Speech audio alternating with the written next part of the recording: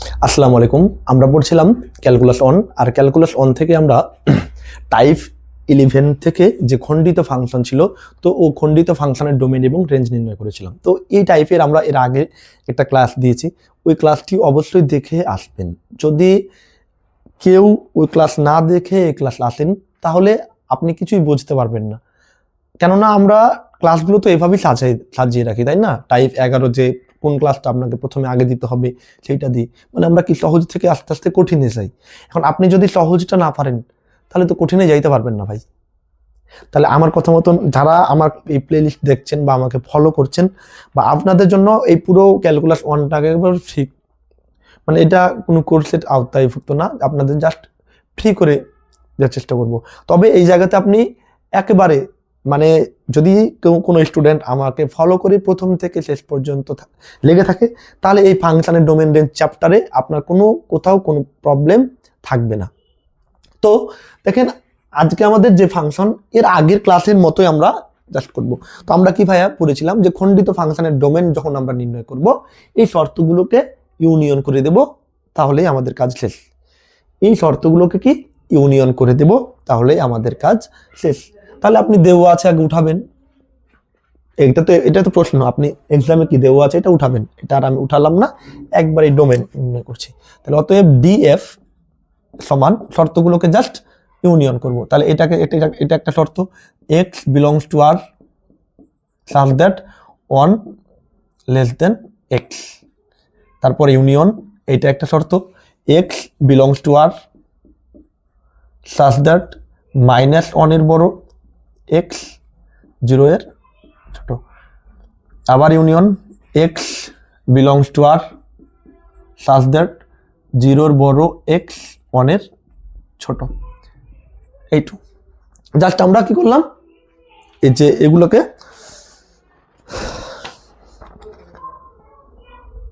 আচ্ছা, এই আমাদের যেটা প্রশ্ন বইয়ে এইখানে কোনো ইকুয়াল নেই, এখানে কোনো ইকুয়াল নেই, তাহলে আমরা এখানে ইকুয়াল দিব না। এইটুকু আমাদের কাজ। এরপর আমরা কি এখান থেকে তালিকা পদ্ধতিতে নিয়ে যাই, তাই না? ব্যবধির ক্লাস দেখেছি আমরা, এর আগে অনেকে বিস্তারিত বুঝাইছি। তো দেখেন এখানে হচ্ছে কি 1 বসাবেন, কিন্তু এক্স এর মানে 1 এর বড়, এক্স এর মান ভাইয়া কি 1 এর বড়, তাহলে 1 এর বড় এক্স এর মান কত? 2, 3, 4, 5, 6, 7 একেবারে ইনফিনিটি পর্যন্ত, তাই না? 1 এর বড় মানে দেখেন এটা যদি 0 হয় তাহলে এটা 1, আর এদিকে এটা মাইনাস ইনফিনিটি, এটা হচ্ছে ইনফিনিটি।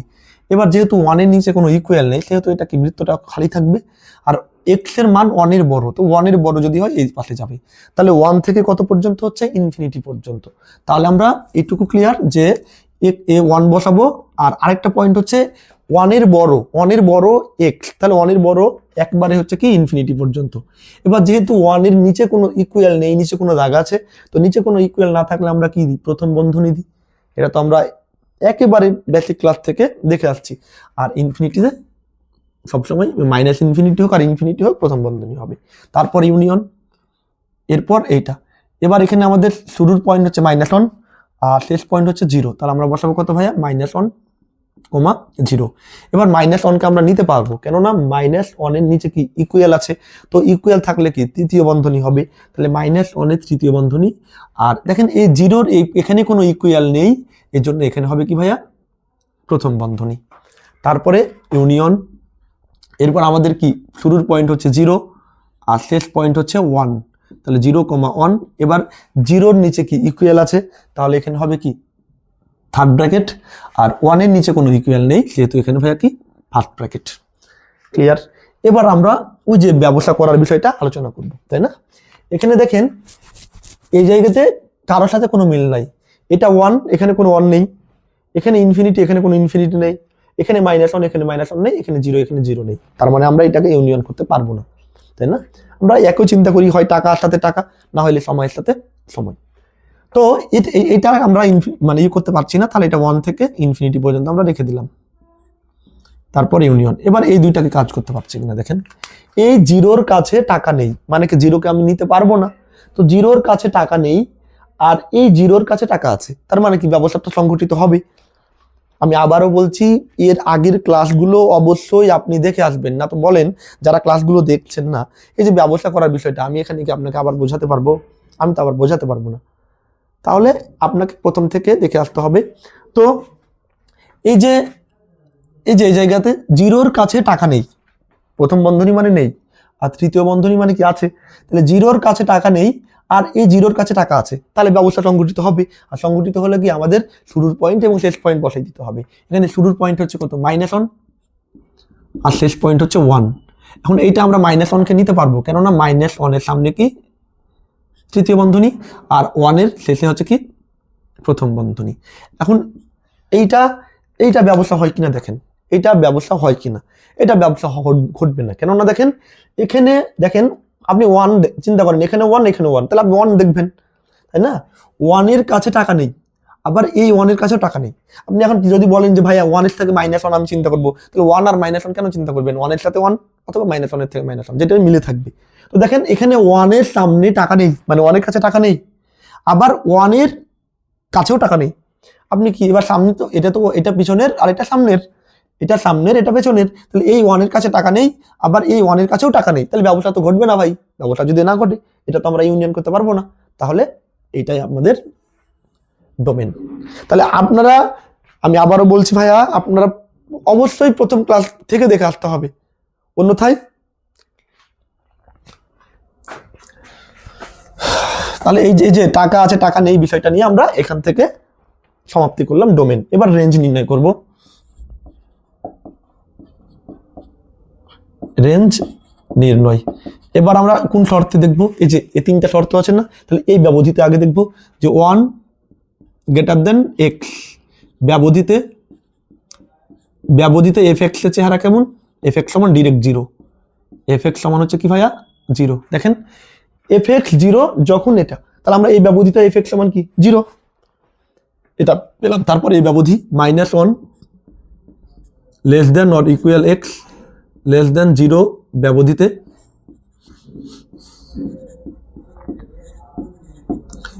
fx সমান হচ্ছে 1 + x।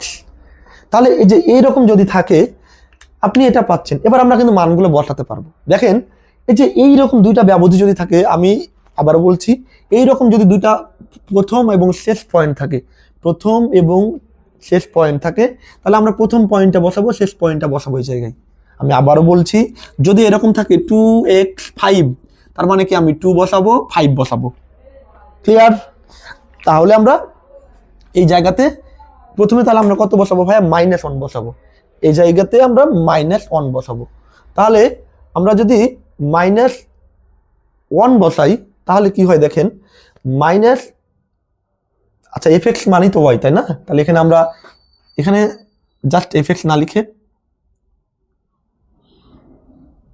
fx সমান y সমান এটা ধরি, fx সমান y সমান এটা, fx সমান y মানে আমরা যখন রেঞ্জ নির্ণয় করি তখন কি আমরা fx সমান y ধরতাম না, fx সমান y ধরতাম। তাহলে fx সমান y সমান এটা। এখন এই যে প্রথমে তাহলে আমাদের যে সমীকরণ y সমান 1 + x এইটা, এখন প্রথমে কত বসাবো ভাইয়া? -1 আছে না, তাহলে শুরুর পয়েন্ট -1, তাহলে আমরা -1 বসাবো ওই জায়গায়। তাহলে y এর মান কত পাই দেখবো, y সমান 1 + x এর জায়গায় কত বসাবো? -1, তাহলে এই যে -1, এরপর 1 + এ -1, তো 1 থেকে 1 বাদ দিলে 0। আমরা যখন x সমান -1 বসালাম তখন y সমান ডিরেক্ট 0 পেয়েছি, এটাই যে তার প্রমাণ। এরপর আমরা x সমান কত বসাবো? এই যে শেষ পয়েন্ট 0, তাহলে y সমান আমাদের ছিল কি 1 + x। এবার আমি যদি x এর মান কত বসাই? 0 বসাই, তাহলে কি হবে দেখেন, x এর মান যদি 0 হয় তাহলে y সমান 1 + 0 সমান হচ্ছে 1। তাহলে x এর মান আমি যখন ভাইয়া বসালাম 0, তখন পেলাম y সমান 1। এখন দেখেন y এর আমরা x এর মানটা কি -1 আর 0 বসিয়েছি, এখন y এর মান আমরা কত পেয়েছি? 0 আর 1, y এর মান পেয়েছি 0 আর 1। তাহলে আমরা কি 0 এর বড় এবং 1 এর ছোট লিখবো। এই যে y দুটা পয়েন্ট পেয়েছি না, 0 আর 1, তাহলে আমরা এটাকে এভাবে লিখবো, 0 এর বড় y আর 1 এর ছোট লিখবো, 0 এর বড় y এবং 1 এর ছোট, ক্লিয়ার? জিরোর বড় হয় এবং ওয়ানের ছোট। তো এই জায়গাতে এখন দেখেন আপনি যখন জিরো পেয়েছিলেন কোথায়, ভালোভাবে লক্ষ্য করতে হবে, জিরো পেয়েছিলেন কখন, x সমান -1 বসিয়ে, তাই না? এখন -1 যখন বসিয়েছিলেন সেখানে ইকুয়াল ছিল না জাস্ট গ্রেটার দ্যান ইকুয়াল ছিল? দেখেন এই যে যখন আমি x এর মান -1 বসিয়েছিলাম ভাইয়া তখন কি নিচে ইকুয়াল আছে না? তো আমি -1 বসাইয়ে যদি y 0 পাই তাহলে এখানেও কি হবে, ইকুয়াল হবে। ভালোভাবে খেয়াল করতে হবে, যদি আমি x এর সমান -1 বসালাম তাহলে তো y সমান আমরা 0 পেয়েছি, এটা তো নিঃসন্দেহে কোনো মানে না বুঝার কিছু কারণ নাই। এখন x এর মান -1 বসালাম, তো x এর মান -1 ওই জায়গা থেকে ইকুয়াল ছিল না? ইকুয়াল ছিল না। তো যেহেতু x এর মান -1 ইকুয়াল ছিল, তাহলে আমি y এর মান ওই -1 বসলে যেটা পাবো সেখানেও কি হবে, ইকুয়াল হবে। যদি এখানে কোনো ইকুয়াল না থাকতো তাহলে এখানেও কোনো ইকুয়াল থাকতো না, কেননা এখানেও -1 কোনো ইকুয়াল নেই, তাহলে এখানেও -1 মানে -1 বসিয়ে আমি যেটা y পেয়েছি সেখানেও কোনো ইকুয়াল থাকবে না। তো যেহেতু এখানে ইকুয়াল আছে সেহেতু এখানে আমাদের ইকুয়াল হবে। ক্লিয়ার? তাহলে এত y সমান এটা। এখন x সমান -1 হলে যেটা আমরা লিখলাম, -1 হলে y সমান 1 প্লাস -1 সমান 1 প্লাস -1 সমান হচ্ছে 0। আরেকটা x সমান কত হলে আমরা 0 বসাবো, x সমান 0 হলে y সমান 1 প্লাস এই যে x এর মান কত 0, 1 প্লাস 0 সমান 1। তাহলে আমরা y দুইটা মান পাচ্ছি, তাই না? y দুটা মান পাচ্ছি। তো y এর মানটা 0 বড় দিব আর 1 এর ছোট, মানে ছোটটার বড় বড়টা ছোট। তাহলে অতএব আমরা লিখবো যে -1 less than or equal x less than 0 ব্যবধিতে 0 বড় y আর 1 এর ছোট। এখন দেখবো কি, এখন দেখবো যে ভাইয়া যে এই যে আমরা 0 পেলাম কি বসিয়ে, -1 বসিয়ে, তাহলে -1 এর চেহারাটা কেমন ছিল, -1 এর নিচে ইকুয়াল ছিল, তাহলে আমাদের এখানে ইকুয়াল দিতে হবে। এবার x এর মান আমরা 1 পেয়েছি, y এর মান 1 পেয়েছি, কোত্থেকে পেয়েছি, x সমান 0 বসিয়ে পেয়েছি। তো x সমান 0 ফিগারটা কেমন ছিল ভাইয়া, x এর এখানে কোনো ইকুয়াল ছিল না, তাহলে আমরা এখানেও কোনো ইকুয়াল দেবো না, কেননা আমি 1 পেয়েছি কোথা থেকে, x সমান 0 থেকে। তো x এখানে যদি ইকুয়াল না থাকে তাহলে এখানে ইকুয়াল দেবো না। ক্লিয়ার? এখানে যদি ইকুয়াল থাকতো তাহলে আমরা এখানে ইকুয়াল দিতাম। তাহলে এটা পেলাম, এটা একটা আবার একই নিয়মে কিন্তু জিনিসগুলো, মূল জিনিসটা বুঝে নিলে আপনি কিন্তু প্রত্যেকটা পারবেন। আবার আমরা এই ব্যবধি লিখব, আবার 0x1 ব্যবধিতে y সমান fx সমান 1 - x। তাহলে আপনাকে প্রথমে কি বসাতে হবে, 0 বসাতে হবে, তারপর কত বসাতে হবে, 1 বসাতে হবে।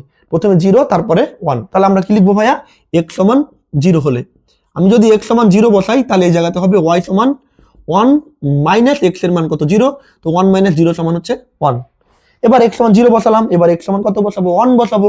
এবার x সমান কত হলে, 1 হলে, x সমান যদি 1 হয় তাহলে y সমান, এটার দিকে তাকাবেন, 1 - x এর মান কত, 1। তাহলে 1 থেকে 1 বাদ দিলে 0। তাহলে আমরা দুইটা মান পাচ্ছি, একটা 1 একটা হচ্ছে 0। তার মানে কি 0 এর বড় এবং 1 এর ছোট, 0 এর বড় এবং 1 এর ছোট। তাহলে আমরা এখন লিখবো যে অতএব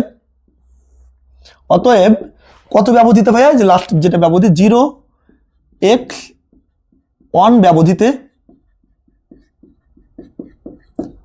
আমরা কি পেলাম, 1 আর 0। তার মানে কি 0 এর বড় কে y আর 1 এর ছোট। এখন দেখবো যে এই যে y এর মান যে আমরা 1 পেলাম, y এর মান 1 পেলাম কোত্থেকে পেয়েছি ভাইয়া, 0 থেকে। দেখেন x সমান 0 হলো y সমান 1, তাহলে 0 থেকে পেয়েছি। এবার 0 চিত্রটা কেমন আছে দেখেন, 0 যে এখানে ইকুয়াল আছে, তাহলে যেহেতু এখানে আমরা x এর মান 0 বসিয়ে 1 পেয়েছি, এখানে ইকুয়াল থাকলে 1 এর এখানেও কি থাকবে, ইকুয়াল থাকবে। তাহলে যে 1 এর এখানে ইকুয়াল থাকলো। এরপর দেখেন এখানে y এর মান 0 পেয়েছি কোত্থেকে, x সমান 1 থেকে। এবার আমরা শর্তে যাবো, x এর শর্তে। এখানে কোনো x1 আছে আমার, এখানে কোনো ইকুয়াল নেই, যেহেতু আমরা y এর যে মান পেয়েছি 0, 0 এর এখানে কোনো ইকুয়াল থাকবে না।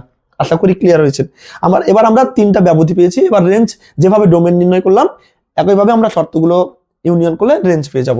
তাহলে অতএব রেঞ্জ আর এফ সমান y বিলংস টু, যেহেতু এখানে y এর মান y belongs to R such that, আমরা প্রথম শর্তটা পেয়েছিলাম কত, প্রথম এই যে এখানে y সমান f x সমান 0 দিব, y সমান 0। তাহলে প্রথমটা পেয়েছি একবারে 0, নির্দিষ্ট 0। তাহলে আমরা এখানে কি দেব, y ইকুয়াল টু 0। এটা পেয়েছি। তারপরে কি ইউনিয়ন, তারপর y belongs to R such that, এবার আমাদের দ্বিতীয় শর্তটা এই যে এটা পেয়েছিলাম, এটা আমাদের একটা ওয়াই সমান এটা, একটা ওয়াই সমান এটা, আর একটা ওয়াই সমান এটা। তাহলে এবার এটা হচ্ছে কি ভাইয়া জিরোর বড় ওয়াই অথবা সমান আর ওয়ানের ছোট, এটা একটা। তারপরে ইউনিয়ন, এবার 3 নম্বরটা হচ্ছে y belongs to R such that জিরোর বড় ওয়াই অথবা ওয়ানের ছোট। এবার আমরা জাস্ট এটাকে তালিকা পদ্ধতিতে নিয়ে যাব। এবার দেখেন ওয়াই সমান 0, নির্দিষ্ট মান তো ভাই, ওয়াই এর মান 0, তাহলে নির্দিষ্ট মান হলে কোন আমরা কোন ব্র্যাকেট ইউজ করি, থার্ড ব্র্যাকেট, তাহলে 0, তাই না? আমাদের 1 2 3 যদি হয় তাহলে 1 2 3, তাহলে এটাকে আমাকে সেট আকারে লিখলে 1 2 3 সেট দিই, তাই না? তাই এখানে ওয়াই এর মান 0, তাহলে 0, তাহলে আমরা থার্ড ব্র্যাকেট ইউজ করলাম। এবার ইউনিয়ন, এবার এখানে দেখেন 0 আর 1, তাহলে আপনি কি 0 আর 1 বসাই দিবেন। আপনার এখানে প্রথমে 0 আর এখানে 1, তাহলে 0 আর 1 বসাই দিবেন। এখন এই যে নিচে ইকুয়াল আছে না, ইকুয়াল থাকলে কোন বন্ধনী দিই, তৃতীয় বন্ধনী দিই, তাই না? ইকুয়াল থাকলে তৃতীয় বন্ধনী, তাহলে ইকুয়াল আছে তাই তৃতীয় বন্ধনী দিলাম। 1 এর এখানে কোনো ইকুয়াল নেই, যেহেতু হলো প্রথম বন্ধনী। তারপরে ইউনিয়ন, এবার এখানে দেখেন এখানে প্রথম পয়েন্ট হচ্ছে 0, শেষ পয়েন্ট হচ্ছে 1, তাহলে 0 আর 1। এবার দেখেন 0 এর এখানে কোনো ইকুয়াল নেই, যেহেতু প্রথম বন্ধনী। 1 এর এখানে ইকুয়াল আছে তাই তৃতীয় বন্ধনী। এরপর আমরা এটাকে ওই যে ব্যবস্থা করার মতো চিন্তা করব। তো দেখেন এখানে 0, এখানে 0 মানে এর কাছে টাকা আছে, আবার এখানেও 0, এর কাছে টাকা আছে। তো দুজনের কাছে যদি টাকা থাকে তাহলে তো ব্যবসা হবে, দুজনের কাছে টাকা থাকলে ব্যবসা তো হবে। এর কাছেও টাকা আছে, এটা কিন্তু আমরা 0 নিতে পাবো, এর কাছেও টাকা আছে, এর কাছেও টাকা আছে, তার মানে ব্যবসাটা হচ্ছে। আর ব্যবসাটা হওয়ার কারণে আমাদের শুরু পয়েন্ট হচ্ছে 0, শেষ পয়েন্ট হচ্ছে 1, তাহলে 0 আর 1 বসাই দেবো। 0 কে যেহেতু নিতে পারবো, 0 তো হচ্ছে, 0 তো আছে, এই জন্য আমরা থার্ড ব্র্যাকেট 1 কেও নিতে পারবো, এটা থার্ড ব্র্যাকেট। ইউনিয়ন শেষেরটা বসাই দিলাম 0 থেকে 1 পর্যন্ত। এবার এটা দেখেন, এটাও ব্যবসা হবে। কেমনি ব্যবসা হবে, এই 0 আর এই 0 মিলে আছে, অথবা এই 1 মিলে আছে, আপনি যে কোনো একটা চিন্তা করেন। যদি 0 চিন্তা করেন, এই 0-র কাছে টাকা নেই, সরি টাকা আছে, তৃতীয় বন্ধনী মানে তো আছে, আর ফার্স্ট বন্ধনী মানে নেই। তাহলে যেহেতু এই 0 নিতে পারবো, তার মানে কি 0-র কাছে টাকা আছে, আর এই 0-র কাছে টাকা নেই। তো এর কাছে টাকা আছে, এর কাছে টাকা নেই, তার মানে তো ব্যবসা হবে। আরেকভাবে চিন্তা করি, 1-এর কাছে টাকা আছে, এই 1-এর কাছেও টাকা আছে, তার মানে তো ব্যবসা হবে। আর দুজনের কাছে যদি টাকা না থাকে তাহলে তো ব্যবসা হবে না। এই জন্য আমরা এবার যেহেতু ব্যবসাটা হচ্ছে, সেহেতু আমাদের 0 আর 1 বসাই দিতে হবে। এই 0-র আগে তৃতীয় বন্ধনী, তাই তৃতীয় বন্ধনী, 1-এর শেষেও তৃতীয় বন্ধনী, তাই তৃতীয় বন্ধনী। তাহলে আমাদের রেঞ্জ হচ্ছে এটা। তাহলে অবশ্যই যে ব্যবসার বিষয়গুলো বা এই জিনিসগুলো যদি আপনি আগের ক্লাসে টাইপ 11 যে ক্লাসটি দেখেছি, অবশ্যই ওই ক্লাসটি আপনাকে করতে হবে। ওই ক্লাসটি করলে আপনি এই যে খণ্ডিত ফাংশনের সকল ফাংশনের ডোমেন এবং রেঞ্জ নির্ণয় করতে পারবেন। তাহলে এখানে এই ফাংশনের ডোমেন হচ্ছে কত, এই 1 ইনফিনিটি থেকে -1 থেকে 1, এটাই যেহেতু আমরা ইউনিয়ন করতে পারিনি, এটা থেকে গেছে। আর রেঞ্জ হচ্ছে 0 থেকে 1 ব্যবধিত, এবং 0 আর 1 কে পাবো। তো তাহলে আজকে এখান পর্যন্তই। এর পরবর্তীতে আমরা অন্য কোনো ফাংশন নিয়ে আপনাদের সামনে হাজির হবো। সেই পর্যন্ত সবাই সুস্থ থাকবেন, ভালো থাকবেন, আল্লাহ হাফেজ।